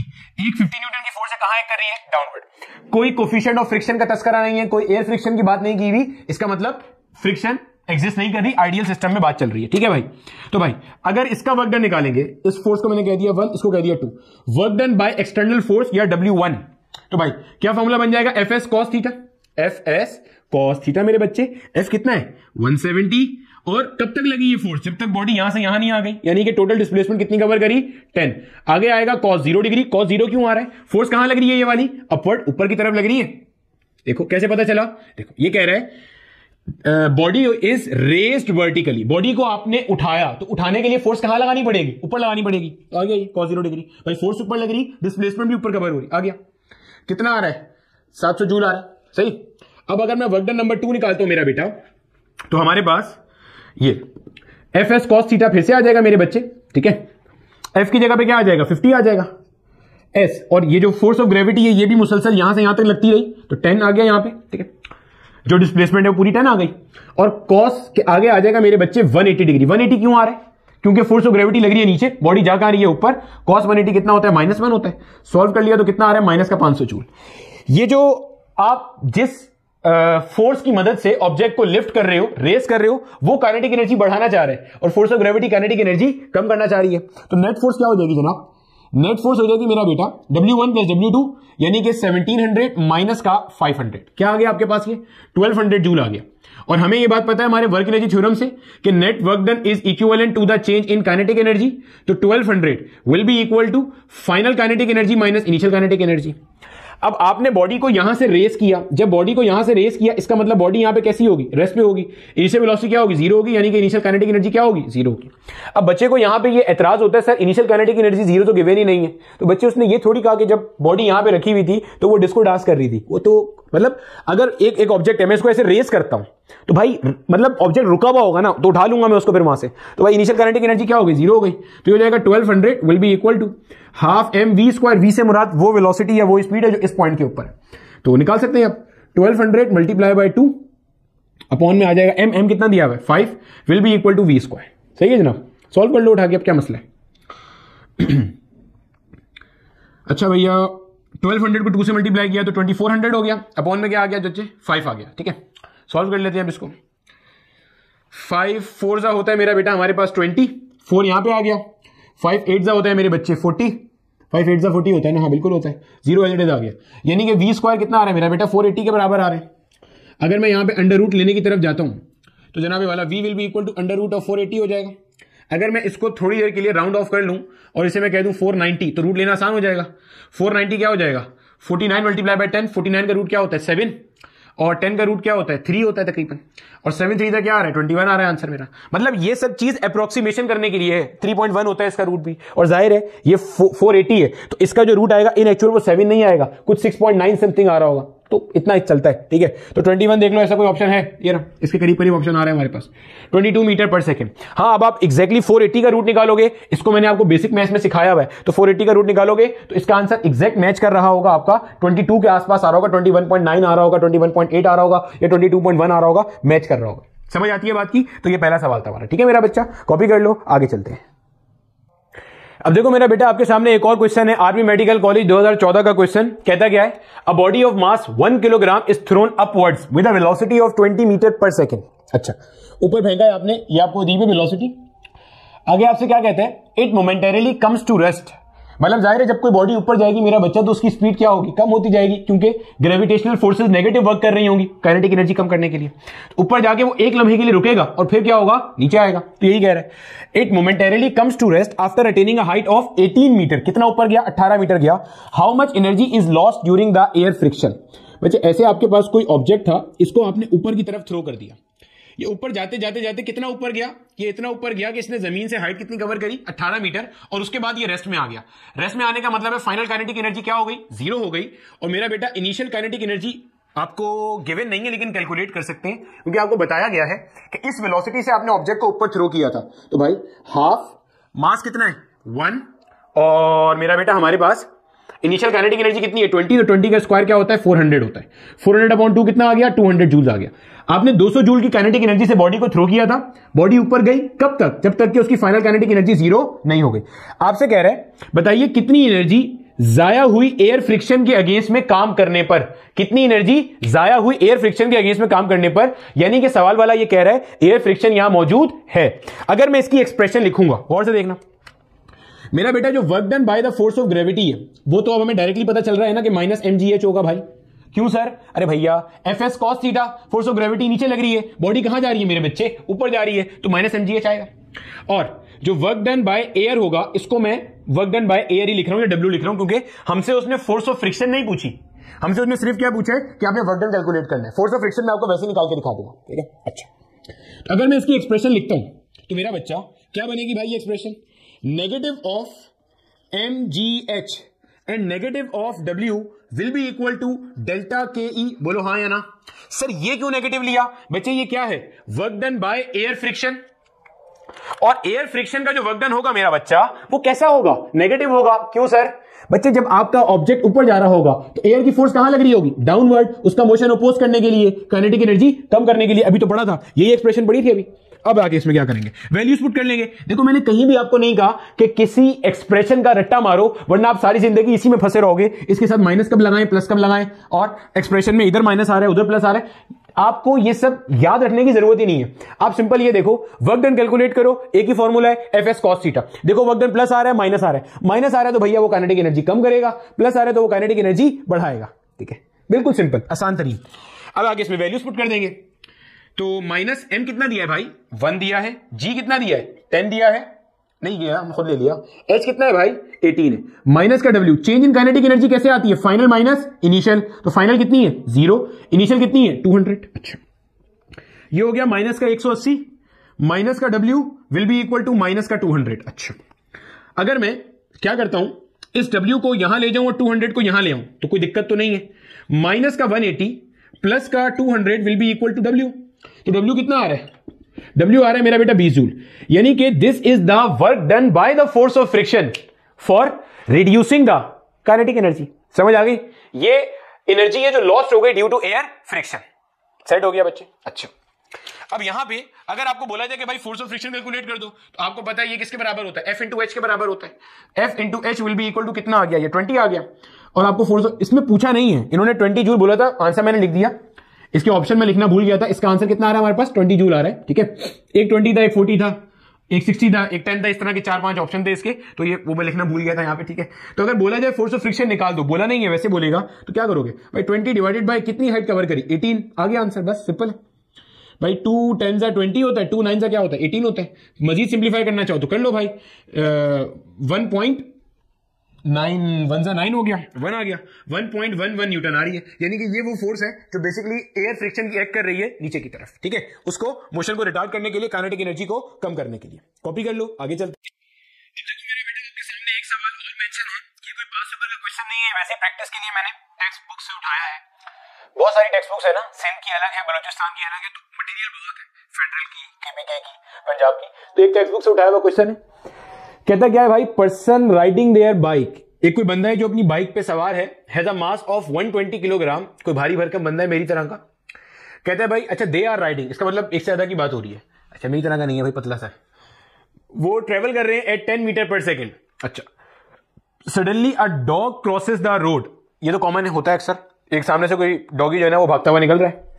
And to avoid the accident, कि बाइक उस डॉगी को ना लग जाए बेचारे को, rider applies the brake, brake apply करता है, ब्रेकिंग फोर्स अप्लाई कर रहा है 500 न्यूटन की for a distance of 10 metre, final velocity of the rider when he stops braking. Simple सा क्वेश्चन है, वीडियो को पॉज करो, तसल्ली से अटेम्प्ट करो। देखो हमें यह बात पता है कि जनाबे वाला net work done is equal to the change in kinetic energy, जो हमारा वर्क एनर्जी थ्योरम है। अच्छा, जो नेट वर्क डन है, यहां पे काम कर कौन रहा है, एक बंदा जा रहा था, ये मान लो वो राइडर भाई साहब है, ये से जा रहे थे, इन्होंने ब्रेकिंग फोर्स अप्लाई करी। ब्रेकिंग फोर्स कहां लग रही होगी, पीछे की तरफ। ब्रेकिंग फोर्स कहां लग रही होगी, पीछे। अरे भैया ब्रेकिंग फोर्स का मकसद क्या है, इस ऐसे एक और चीज याद है, भी आखिर में बताते हैं। ब्रेकिंग फोर्स का यहां लिख लेते हैं कहीं, वरना भूल ही ना जाए। देखो ब्रेकिंग फोर्स का मतलब क्या है कि उसकी स्पीड को कम करना, वरना तो वो डॉगी में घुस जाएंगे जाके। ठीक है, अल्टीमेटली, और डिस्प्लेसमेंट कहां कवर हुई, आगे की तरफ, और डिस्प्लेसमेंट कितनी कवर हुई है, 10 मीटर कवर हुई है। ठीक है, और ब्रेकिंग फोर्स कितनी लगी मेरा बेटा, 500 न्यूटन की। यानी कि जब तक वो यहां से यहां पर आए, ब्रेकिंग फोर्स कितनी लग रही थी, 500 न्यूटन, और डिस्प्लेसमेंट कितनी कवर हुई, 10 मीटर। इसका वर्क डन आप कैलकुलेट कर लो भाई, क्योंकि ये एक फोर्स है। सर इंजन की फोर्स भी तो है, बच्चे जब ब्रेक लगा रहे हैं तो एक्सेलरेटर थोड़ी दे रहा होगा। खुद सोचो, अगर आपने बाइक या गाड़ी चलाई है, साथ में भी बैठे हो किसी ड्राइवर के, तो देखा होगा भाई जब वो एक्सेलरेटर दे रहा है तो ब्रेक थोड़ी दबा रहा होगा, और अगर वो ब्रेक प्रेस कर रहा है तो एक्सेलरेटर नहीं दे रहा होगा। या तो आप गाड़ी को चलाना चाहोगे या रोकना चाहोगे, मतलब स्क्रीनशॉट थोड़ी ले रहे हो, एक्सेलरेटर भी दबा रहे हो, ब्रेक भी दबा रहे हो। समझ आ रहा है। जब मैंने नई बाइक चलाना सीखी थी तो मैंने बिल्कुल पहले दिन जो काम किया था वो यही वाला किया था, एक्सेलरेटर और ब्रेक साथ में दबाया था, और एक गाड़ी के अंदर चले गए थे। ठीक है, तो गाड़ी की जो नंबर प्लेट थी वो थोड़ी टेढ़ी हो गई थी। खैर, work done by braking force calculate करेंगे, क्या फॉर्मूला होता है, F s cos theta. F कितना है 500, एस कितना है 10 मीटर तक मुसलसल ब्रेकिंग फोर्स अप्लाई करी, कॉस ऑफ 180 डिग्री, क्योंकि ब्रेकिंग फोर्स पीछे लग रही है, बॉडी आगे जा रही है, कॉस 180 डिग्री हो गया -1, तो ये आ गया माइनस का 5000 जूल। यानी कि ब्रेकिंग फोर्स 5000 जूल के बराबर काम करेगी in order to lower down the kinetic energy, जो कि चाहता है राइडर की, इसीलिए ब्रेक लगाई है उसने। तो भाई आ जाओ यहाँ पे। अच्छा, और अभी जो वो राइड कर रहा है वो 10 मीटर पर सेकंड पे कर रहा है, इसका मतलब इनिशियल काइनेटिक एनर्जी में कैलकुलेट कर सकता हूं, हाफ एम दिया हुआ है 120, और 120 जो है ना वो पूरे सिस्टम का मास है। सिस्टम से मुराद गाड़ी के ऊपर बैठे हुए बंदे, या बाइक के ऊपर बैठे हुए बंदे, वो 1 है 2 है 3 है 4 है 5 है जितने भी हैं। और इनिशियल वेलोसिटी कितनी दी हुई है 10 मीटर पर सेकंड, तो 10 का स्क्वायर आ गया। सॉल्व कर लेते हैं भाई, ये हो गया भाई 60, 10 का स्क्वायर 100 को 60 मल्टीप्लाई किया तो कितना हो गया भाई साहब 6000 हो गया। ठीक है, अच्छा आ जाओ भाई, net work done by braking force कितना है, माइनस का 5000 joule, K final minus K initial, K final हमें चाहिए, के इनिशियल कितना है 6000 है जनाब, इसको यहां ले आएंगे तो जनाब 6000 माइनस का 5000 विल बी इक्वल टू के फाइनल। यानी कि जब ब्रेकिंग फोर्स हटा के वो लोग हटेंगे, लगा के 10 मीटर तक लगा के हटेंगे, यहां से यहां तक ब्रेकिंग फोर्स लगा के हटेंगे, तो फाइनल काइनेटिक एनर्जी कितनी हो जाएगी 1000 जूल। हमें चाहिए क्या था, हमें फाइनल वेलोसिटी चाहिए थी। इक्वेट कर दो भाई, हाफ एम वी एफ का square will be equal to 1000, values put करेंगे, हाफ एम की जगह पे आ गया 120 मल्टीप्लाई बाय वी एफ का square will be equal to 1000। जो मर रहा है मार दो भाई, 1 0 से 1 0 तो ये मर गया, 2 1 2 6 क्या होता है 12 होता है, 6 को वहां ले आके डिवाइड कर दो, तो जनाब 100 divided by 6 will be equal to V F का स्क्वायर। सॉल्व कर लेते हैं इसको जल्दी से। अच्छा भाई, ये हमारे पास बनता है 250 होता है 100, 2 3 क्या होता है हमारे पास 6 होता है, 50/3। ठीक है मेरा बच्चा, 50/3 को फर्दर सॉल्व करेंगे तो 3 1 हो गया हमारे पास 3, 2 यहां आ गया, 3 6 हो गया मेरा बेटा हमारे पास 18। अच्छा, और 2 बच गया, 2 के आगे 0 लगा दिया, फिर आ गया 16.6666 आ रहा है। अगर मैं अंडर रूट लेता हूं 16.666 का, तो जनाब फाइनल वेलोसिटी कुछ आनी चाहिए 4.1 मीटर पर सेकंड। ठीक है, क्यों सर ये कैसे पता चला? बच्चे 16 का रूट 4 होता है ना, 16.66 का रूट क्या होगा? 4.1 या 4.2 होगा। तो इसकी जो फाइनल स्पीड होगी, यानी कि इस पॉइंट पे जब इसने ब्रेक लगाना शुरू की थी तो स्पीड कितनी? 10 मीटर पर सेकंड। जब ये ब्रेक लगा के हटेगा तो तकरीबन इसकी स्पीड कितनी होगी? 4.1 मीटर पर सेकंड। और आपका जो सामने से जानवर गुजर रहा था, डॉगी गुजर रहा था, वो आराम से क्या होगा? गुजर जाएगा, कोई दिक्कत नहीं होगी। ठीक है मेरा बच्चा, कॉपी कर लो जल्दी से। अब देखो मेरा बच्चा, आगे चलते हैं और जो मैंने यहां पे वर्क डन पॉजिटिव और नेगेटिव का कॉन्सेप्ट लिखा था उसे समझते हैं। देन रिमेनिंग 2 से 3 क्वेश्चंस करते हैं जो आपके पास पेपर्स के हैं।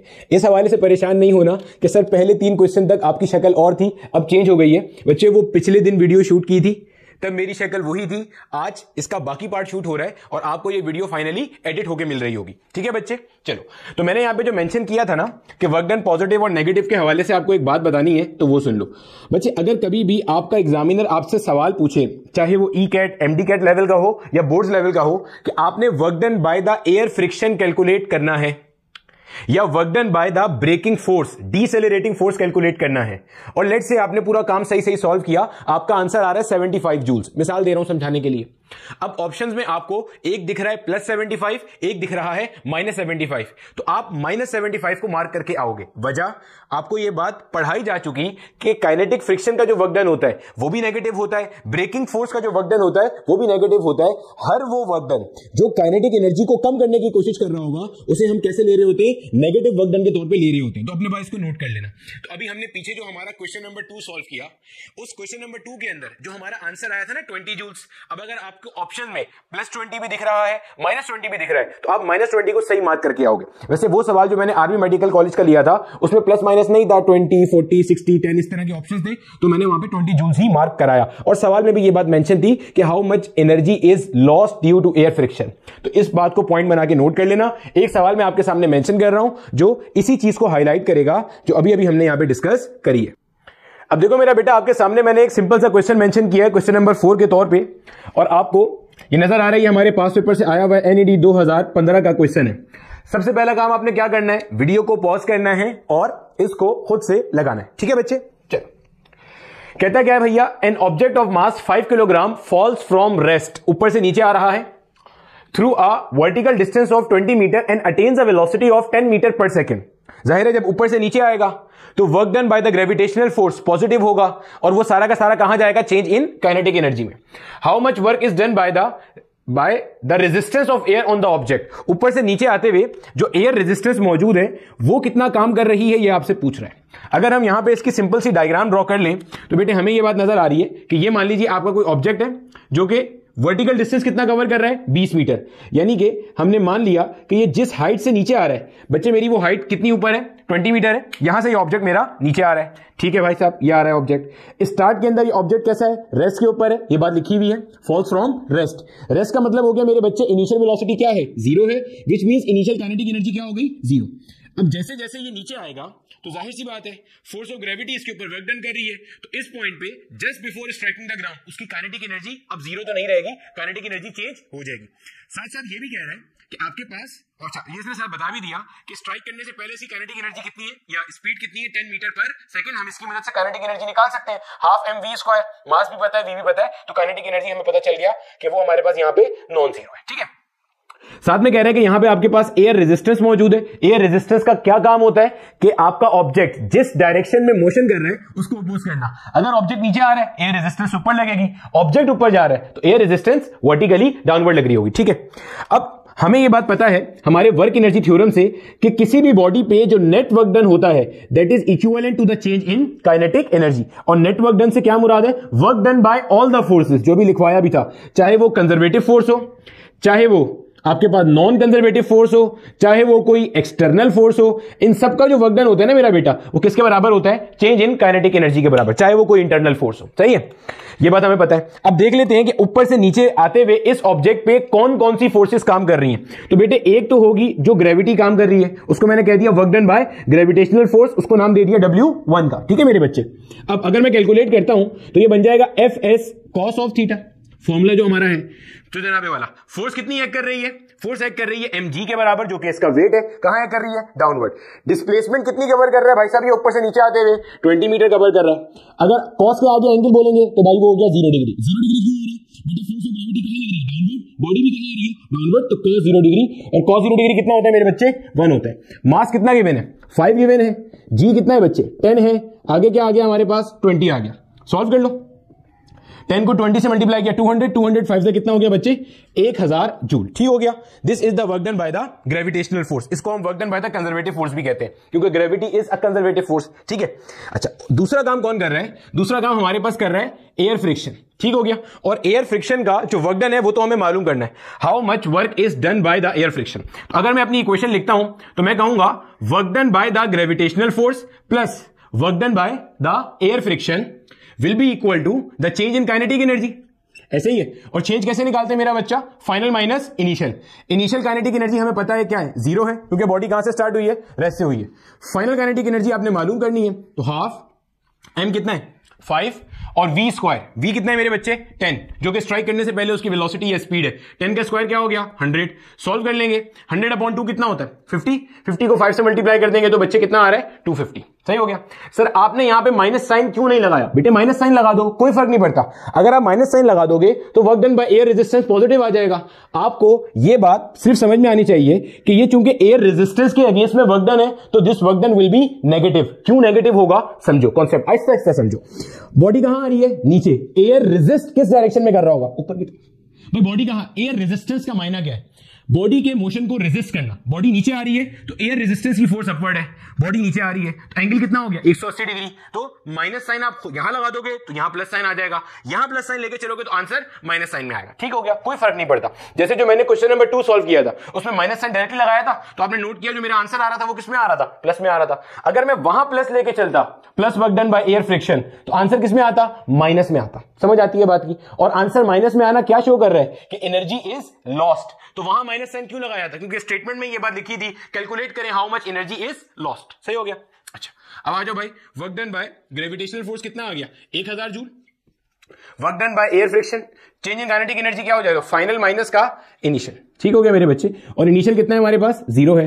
Work done by air friction आपने मालूम करना है, तो 250 माइनस का 1000 मेरे बच्चे क्या आ जाएगा? Work done by air friction minus का 750 जूल्स। अब अगर आप यहां पे माइनस साइन लगाते ये सोचकर कि एयर रेजिस्टेंस का वर्क डन नेगेटिव होता है, कोई परेशानी नहीं होती, सेम आंसर आता, बस यहां प्लस आता। भाई प्लस को आप जस्टिफाई तो कर सकते हो ना। आपने ऑलरेडी एक माइनस साइन यहां लगा दिया यही सोचकर के एयर रेजिस्टेंस का वर्क डन क्या है? नेगेटिव है। तो यहां क्या आ गया? फिर प्लस आ गया। भाई यहां प्लस लगाओगे तो यहां खुद ही क्या आ रहा है? माइनस साइन आ रहा है। अब इसकी सिग्निफिकेंस क्या है? यहां पे ऑप्शन देखो आप, 750 प्लस में भी आ रहा है और माइनस में भी आ रहा है। अब जब आ रहा है तो आप यहां पे क्या करोगे? ये लगा दोगे।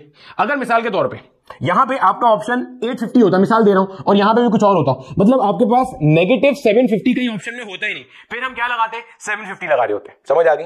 बताने का मकसद क्या था? अगर work done by some braking force, some decelerating force, some frictional force, some viscous force calculate करेंगे तो उसका वर्क डन इवेंचुअली कैसा होता है? नेगेटिव, क्योंकि वो काइनेटिक एनर्जी को कम करने की कोशिश कर रहा होता है। तो अगर ऑप्शन में प्लस और माइनस दोनों के साथ ऑप्शन मौजूद है तो you will go with the minus sign. समझ आ गई? कॉपी कर लो। एक और सवाल करते हैं। अब देखो मेरा बेटा, आपके सामने एक सवाल मैंने और मार्क किया, क्वेश्चन नंबर 5 हमारा आज का वर्क एनर्जी थ्योरम का। सवाल देखने में थोड़ा सा भयानक लग रहा है, ठीक है, लेकिन है नहीं इतना भयानक क्वेश्चन, ये लग रहा है बस। आया ये सवाल हमारे पास नस्ट 2011 के अंदर। अच्छा, नस्ट जो था वो पहले सिर्फ एक इंजीनियरिंग यूनिवर्सिटी थी, अब जो है उसने अपना मेडिकल का शोबा भी खोल दिया है। तो इंजीनियर्स और मेडिकल वाले जो एस्पिरेंट्स हैं, डॉक्टर्स यानी के, दोनों के लिए इक्वली हेल्पफुल किस्म का क्वेश्चन है। कहता क्या है? Block is release from rest. अच्छा भैया, इनिशियल वेलोसिटी हो गई 0 from a height of 5 metre after travelling through the smooth curve surface. पहले ये जो कर्व सरफेस है ये कैसा है? स्मूथ है, ठीक है। स्मूथ से मुराद क्या हो गई? फोर्स ऑफ फ्रिक्शन नहीं है।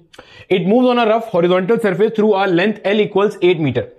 पहले इससे होता हुआ आता है, ये स्मूथ कर्व सरफेस से होता हुआ आता है, फिर इस लेंथ L पे मूव करता है। ये लेंथ L कौन सी दी हुई है मेरा बेटा? ये है आपकी लेंथ L, जिससे ये मूव करता है वो यहां पे आता है। और ये लेंथ L कितनी गिवन है? 8 मीटर। और कैसी है? ये रफ है, तो इसका मतलब फ्रिक्शन होगी। And climbs on to another smooth surface, फिर इसको क्लाइम करता है before coming to rest momentarily at height H prime. कहने क्या चाह रहा है? पहले जरा सवाल समझ लो, फिर आपको टाइम दूंगा, आपने इसको खुद अटेम्प्ट करना है। आपने कभी ओलंपिक्स के अंदर वो ऐसे यू शेप के अंदर साइकिलिंग करते हुए लोगों को देखा है? वो ऐसे एक पॉइंट से आते, ऐसे आते, ऐसे आते, ऐसे आते, फिर यहां से ऊपर जाते, एक लम्हे के लिए रुकते हैं, फिर यहां से वापस क्या होता है, नीचे आते हैं। वो स्केटिंग भी करते हैं, ऐसे ऐसे आते और स्पीड से ऐसे जाते, जहां तक उनकी काइनेटिक एनर्जी उन्हें सपोर्ट करती है वहां तक वो जाते हैं। जब काइनेटिक एनर्जी जीरो होती है, फाइनल वेलोसिटी जीरो होती है, मोमेंटेरियली मतलब एक लम्हे के लिए रुकते हैं और फिर क्या होते हैं मेरे बच्चे, वापस आते हैं। याद आ गया? ये वही चीज है। ब्लॉक को यहां से ड्रॉप किया या रेस्ट से रिलीज किया, ब्लॉक ऐसे स्लाइड होता हुआ आया, रफ सरफेस से गया और ऐसे ऊपर गया और एक लम्हे के लिए रुका, फिर आया होगा पीछे, यहां कहीं पे आके रेस्ट में आया होगा, उससे हमारा कंसर्न नहीं है। आपने बताना जब यहां से आया और यहां से होता हुआ गया तो कितनी हाइट h प्राइम ऊपर गया। इसकी हाइट जमीन से h दी है, इसकी हाइट जमीन से h प्राइम दी हुई है। ये हमारा क्वेश्चन है। वीडियो को पॉज करें और तसल्ली से सवाल को अटेम्प्ट करें। ठीक है बच्चे, अच्छा क्वेश्चन है। हमने आज तक जितनी भी चीजें पढ़ी हैं अभी तक, हमारे कॉन्सेप्ट सारे इसमें इस्तेमाल हो रहे होंगे। चलिए कर लिया इस्तेमाल, कॉन्सेप्ट सारे करे। चलो मैं करा हूं। देखो बच्चे, सवाल को ना बिट्स और पीसेस में ब्रेक करते हुए जाएंगे कि हमें क्या क्या इंफॉर्मेशन गिवन है उसको देखते हुए चलते हैं। कहता क्या है, block is release from rest. Block कहां से रिलीज हुआ मेरा बेटा? रेस्ट से रिलीज हुआ। रेस्ट का मतलब क्या हो गया? Initial velocity is zero. जब मेरे बच्चे इनिशियल वेलोसिटी जीरो है, इसका मतलब इस पॉइंट पे इनिशियल काइनेटिक एनर्जी भी क्या हो गई? जीरो हो गई। भाई अगर बॉडी रेस्ट के ऊपर है तो इसका मतलब initial kinetic energy is zero. A1 हो गया। From a height of 5 metre. अच्छा, 5 मीटर हाइट से इसको ड्रॉप करा आपने, मतलब ड्रॉप से मुराद है रेस्ट से रिलीज करा, ऐसे स्लाइड करता हुआ आएगा वो और फिर यहां से होता हुआ यूं जाएगा, फिर ऊपर जाएगा। ठीक है, ऊपर से नीचे आते हुए सर आगे क्यों जाएगा? इसलिए कि मेरा बेटा यहां पे इसके पास यकीनन पोटेंशियल एनर्जी होगी due to this height h। जब ये नीचे आएगा तो ये पोटेंशियल एनर्जी काइनेटिक एनर्जी में कन्वर्ट हो जाएगी, तो इसके बाद इस पॉइंट पे स्पीड होगी। इस स्पीड की वजह से कहां जाएगा? आगे जाएगा और फिर कहां जाएगा? ऊपर जाएगा। एक लम्हे के लिए रुकेगा, फिर पीछे आएगा और यहां कहीं पे आगे रुकेगा या फिर ऊपर जाएगा। जब तक यहां पे फोर्स ऑफ फ्रिक्शन की वजह से पूरी एनर्जी खत्म नहीं हो जाएगी तब तक वो रुकेगा नहीं। मतलब सबसे अच्छी जो इसकी जहन में लाने वाली एग्जांपल है वो साइकिल सवार है। वो ऐसे आएंगे, फिर जाएंगे, फिर पीछे आएंगे, जब तक फाइनली उनकी वेलोसिटी जीरो ना हो जाए। ठीक है, अच्छा, फिर it moves on a rough horizontal surface. जो अच्छा ये जो बात कर रहे हैं ना स्मूथ सरफेस की, इस ये जो कर्व सरफेस आपका स्मूथ है, इसका मतलब बच्चे इस पे आपकी फोर्स ऑफ फ्रिक्शन एक्ट नहीं कर रही, स्मूथ सरफेस होता वही है। ठीक है, उसके बाद इस सरफेस के ऊपर वो बात कर रहा है और ये सरफेस मेरा बच्चा कैसा कह रहा है? वो रफ सरफेस है। तो रफ सरफेस की फोर्स ऑफ फ्रिक्शन होती है और मेरे बेटे आपको यहां पे इसने म्यू का वैल्यू भी दिया हुआ है विच इज 0.5 इसके लिए। ठीक है, अब देखो आपने इसको करना किस तरह से। बच्चे हमें ये चीज पता है कि जो हमारा वर्क एनर्जी थ्योरम है, जो हमेशा लगता है, हमेशा एप्लीकेबल है, वो बराबर है कि नेट वर्क डन बराबर होता है मेरा बेटा किसके? चेंज इन काइनेटिक एनर्जी के। नेट वर्क डन तो मैं बाद में आता हूं, पहले चेंज इन काइनेटिक एनर्जी आ जाए। अगर मैं सवाल की कहानी की बात करूं तो क्या मैं ये कह सकता हूं सवाल की कहानी इस पॉइंट ए से स्टार्ट हुई और इस पॉइंट मान लेते हैं यहां कहीं पे आके ऑब्जेक्ट मेरा रुका, इस पॉइंट बी पे खत्म हुई। हो सकता है इससे पीछे कहीं रुक जाए, मतलब आपने वो हाइट h प्राइम बतानी है जहां वो रुकेगा। ये h प्राइम तो मैंने ये मान के h प्राइम दिखाई है कि यहां पे रुक रहा है। हो सकता है पीछे रुक जाए, पीछे रुकेगा तो h प्राइम ये हाइट हो जाएगी। आपने हाइट h प्राइम बतानी है जहां पे वो रुकेगा। समझ आ गई? अब कहानी सुनो बेटे, पॉइंट ए से आपकी कहानी स्टार्ट हुई। बॉडी स्टार्ट में कैसे थी? रेस्ट के ऊपर थी, इनिशियल वेलोसिटी जीरो थी, इनिशियल काइनेटिक एनर्जी जीरो थी। जब कहानी आपके सवाल की पॉइंट बी पे खत्म हो रही है तो पॉइंट बी के ऊपर क्या मैं ये कह सकता हूं फाइनल वेलोसिटी बॉडी की जीरो है? हाँ या ना? और इसका मतलब फाइनल काइनेटिक एनर्जी भी क्या होगी? जीरो होगी। सर ये कैसे कह सकते हैं आप? बच्चे देखो सवाल में लिखी हुई ये बात, रेस्ट से स्टार्ट हुई, इसका मतलब initial kinetic energy is zero. Body ऐसे मूव करती हुई आई ऐसे ऊपर गई, उस वक्त तक ऊपर जाएगी जब तक के फाइनल वेलोसिटी जीरो ना हो जाए। तो मैंने मान लिया बी पॉइंट वो है जहां पे बॉडी रुकती है लम्हे के लिए, तो फाइनल वेलोसिटी क्या हो गई? जीरो हो गई। यानी कि मुझे यहां से यहां तक सवाल सॉल्व करना है और ये h प्राइम मालूम करना है। तो एक बात तो क्लियर है पूरे सवाल के अंदर कि change in kinetic energy which is kf minus ki this is zero, क्योंकि फाइनल काइनेटिक एनर्जी भी जीरो है, इनिशियल काइनेटिक एनर्जी भी क्या है? जीरो है। यानी कि नेट वर्क डन जीरो के बराबर आना चाहिए। बोलो भाई साहब, यहां तक क्लियर है? Net work done will be equal to zero. अब नेट वर्क डन क्या होता है? Work done by all the forces, जो कि यहां पे है। बारी बारी सॉल्व करके देखते हैं। अगर मैं इस पॉइंट पे बात करूं, यहां पे अगर मैं आपको दिखा दूं मेरा बच्चा इस पॉइंट की बात कर रहा हूं, इसी पॉइंट को तो गौर से देखना, इतने हिस्से को मैंने यहां पे शो कर दिया। ठीक है, अगर मैं यहां पे अपना ब्लॉक वापस ड्रॉ करूं, ये है मेरा बेटा हमारे पास हमारा ब्लॉक।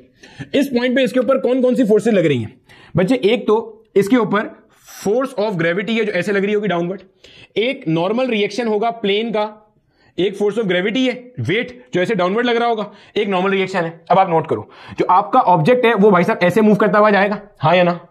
तो ये जो नॉर्मल रिएक्शन आर है ये कोई काम नहीं करेगा यहां से यहां तक जाने में। सर क्या बात कर रहे हैं, फिर सुन लो बच्चे, इस सेक्शन को डिस्कस कर रहा हूं सिर्फ। इसने 3 हिस्से में करा है ना मोशन एक ही हिस्से में करा है, मैं 3 हिस्से में समझा रहा हूं। एक हिस्सा ये रहा, एक हिस्सा ये रहा, एक हिस्सा ये रहा। पहले नीचे आया, आगे गया, ऊपर गया। तो पहले नीचे आने वाले हिस्से को यहां पे एक्सप्लेन कर रहा हूं। जब तक वो बॉडी नीचे आएगी तब तक ये उसका एक डायग्राम बनेगा, फ्री बॉडी डायग्राम जिसे कहते हैं। फोर्स ऑफ ग्रेविटी कहां लग रही है? डाउनवर्ड। ये नॉर्मल रिएक्शन लगेगा प्लेन के परपेंडिकुलर, ये प्लेन है ब्लू कलर से, इसके परपेंडिकुलर लगेगा। इसकी वजह से होने वाला वर्क डन हो जाएगा 0, क्योंकि ये बॉडी की मूवमेंट के साथ कैसा है मेरा बच्चा? परपेंडिकुलर है, तो हो गया खत्म। अब ये जो फोर्स ऑफ ग्रेविटी है कहां लग रही है? डाउनवर्ड। तो अगर मुझे, जब तक बॉडी ऊपर से नीचे आई है, अगर मुझे ये वर्टिकल डिस्प्लेसमेंट पता चल जाए तो मैं इसकी मदद से work done by force of gravity calculate कर सकता हूं, हाँ या ना? अरे भैया देखो देखो, समझो समझो समझो समझो। अगर आपके पास एक कोई बॉडी यहां से यहां आ रही है, समझना जरा, अगर कोई बॉडी यहां से यहां आ रही है तो बेटे इसने एक्स और वाई दोनों डायरेक्शन में सफर किया है। तो अगर मैं इसकी डिस्प्लेसमेंट कैलकुलेट करना चाहूं तो बेटे वाई पे इसकी डिस्प्लेसमेंट ये होगी और एक्स पे डिस्प्लेसमेंट ये होगी, हाँ या ना? अब जो फोर्स ऑफ ग्रेविटी है उसकी वजह से जो वर्क डन है वो सिर्फ वाई के अलोंग होगा। क्यों? वर्क डन का कॉन्सेप्ट क्या था? फोर्स इंटू डिस्प्लेसमेंट, लेकिन फोर्स का वो कंपोनेंट लिया जाता है जो डिस्प्लेसमेंट की डायरेक्शन में हो, या डिस्प्लेसमेंट का वो कंपोनेंट लिया जाता है जो फोर्स के अलोंग हो। तो भाई साहब फोर्स कहां लग रही है? डाउनवर्ड। तो वर्क डन भी ये सिर्फ वर्टिकल डिस्प्लेसमेंट के अलोंग करेगी। तो फोर्स ऑफ ग्रेविटी नीचे लगी, वर्टिकल डिस्प्लेसमेंट आपको पता है, तो आप फोर्स ऑफ ग्रेविटी का वर्क डन मालूम कर सकते हो। ठीक है, तो पहला वर्क डन आपने यहां से कैलकुलेट कर लिया, which is work done due to the मेरे बच्चे फोर्स ऑफ ग्रेविटी। ठीक है, और ये बात हमें समझ में आ जाती है। तो भाई साहब कैलकुलेट कर लिया, W1 बॉडी ऊपर से नीचे आ रही है, फोर्स ऑफ ग्रेविटी का वर्क डन कैसे कैलकुलेट कर लेंगे? Fs cos थीटा से। F वेट के बराबर फोर्स है मेरे बच्चे, और जो वेट के बराबर फोर्स है वो क्या हो जाएगी? mg। और ऊपर से नीचे ये हाइट h है, और हाइट h गिवन है, यहां पे गिवन है कितनी है मेरा बेटा? 5 है। Cos of 0 degree. 0 डिग्री क्यों भाई साहब? ये फिर सुन लो, फोर्स ऑफ ग्रेविटी कहां लग रही है? डाउनवर्ड। मैंने डिस्प्लेसमेंट भी वर्टिकल वाली ली है। देखो ये ब्लॉक ऐसे आ रहा है, लेकिन मैं ये वाला डिस्टेंस कंसीडर नहीं कर रहा। क्यों नहीं कर रहा? क्योंकि मेरी फोर्स ऐसे नहीं लग रही, फोर्स ऐसे लग रही है। तो जब फोर्स ऐसे लग रही है तो मैंने डिस्प्लेसमेंट का भी यही वाला कंपोनेंट ले लिया, क्योंकि वर्क डन तो मुझे यहीं से मिलेगा ना बच्चे, हाँ या ना? क्लियर हो गया? ठीक है, तो यहां पे क्या बन गया मेरे पास? ये 5 mg which is the positive work done. Positive क्यों नजर आ रहा है? cos 0 डिग्री है, फोर्स ऑफ ग्रेविटी नीचे लग रही है, बॉडी भी नीचे आ रही है, वर्टिकल डिस्प्लेसमेंट डाउनवर्ड है। तो इसका मतलब जो work done by the gravitational force है that is utilised in increasing the kinetic energy. अब देखो, अब बॉडी ऐसे आगे जाएगी। जब मेरा बेटा बॉडी यहां से आगे जाएगी, अगर मैं यहां पे बॉडी को बना के शो करूं, ये मान लो मेरे बच्चे हमारे पास है, हमारी बॉडी जो यहां से यहां आ चुकी है, ये बड़ी नहीं हो गई, वैसे देखने में लग रही है। ठीक है, जब ये आगे जाएगी, ये आगे क्यों जा रही है? क्योंकि इसके पास यहां पे काइनेटिक एनर्जी है इस पॉइंट पे। ये सारी की सारा जो वर्क डन है ये पॉजिटिव वर्क डन है, ये इस्तेमाल हो गया काइनेटिक एनर्जी को बढ़ाने में, तो इसके पास काइनेटिक एनर्जी है, आगे जा रही है। रफ सरफेस है तो फोर्स ऑफ फ्रिक्शन कहां लगेगी? बैकवर्ड। फोर्स ऑफ फ्रिक्शन कहां लगेगी बच्चे? पीछे की तरफ लगेगी। तो अगर मुझे फोर्स ऑफ फ्रिक्शन का वर्क डन कैलकुलेट करना है, तो अब मैं कैलकुलेट कर रहा हूं W2 इस ड्यूरेशन में होगा जब तक आपकी बॉडी यहां से यहां पे जा रही है। तो क्या बन जाएगा भाई जान? ये Fs cos theta. F force of friction का फॉर्मूला बहुत डिटेल से पढ़ चुके हैं हम लोग। फोर्स ऑफ फ्रिक्शन बराबर किसके होती है? म्यू आर के बराबर होती है, और आर क्या होता है? Normal reaction. अगर ये बॉडी है, इसका वेट कहां कर रहा है? डाउनवर्ड। नॉर्मल रिएक्शन कहां होगा? अपवर्ड। तो क्या मैं कह सकता हूं आर और mg आपस में बराबर होगा? क्यों भाई? बॉडी ऊपर या नीचे थोड़ी जा रही है, तो आर और mg एक दूसरे को क्या कर रहा है? कैंसिल कर रहा है। तो F की जगह पे आ जाएगा मेरे पास म्यू आर, और आर का मतलब क्या हो गया? mg। ये mu mg force of friction की वैल्यू आ गई। बॉडी चली कितनी दूर तक है? यहां से यहां तक गई है, ये कितना डिस्टेंस है? L के बराबर है, और L का वैल्यू हमें यहां पे कितना गिवन है मेरा बेटा? 8 मीटर के करीब गिवन है। Multiply by cos of theta. cos of आएगा आगे 180 डिग्री। क्यों बच्चे? बॉडी कहां जा रही है? आगे। डिस्प्लेसमेंट कहां है? फॉरवर्ड। फोर्स ऑफ फ्रिक्शन कहां लग रही है? बैकवर्ड। काइनेटिक फ्रिक्शन का वर्क डन तो हमेशा ही क्या होता है? नेगेटिव। तो cos 180 डिग्री क्या हो गया? -1। वैल्यू पुट कर दो। म्यू कितना गिवन है? 0.5। 0.5 का मतलब क्या हो गया बच्चे? 1/2।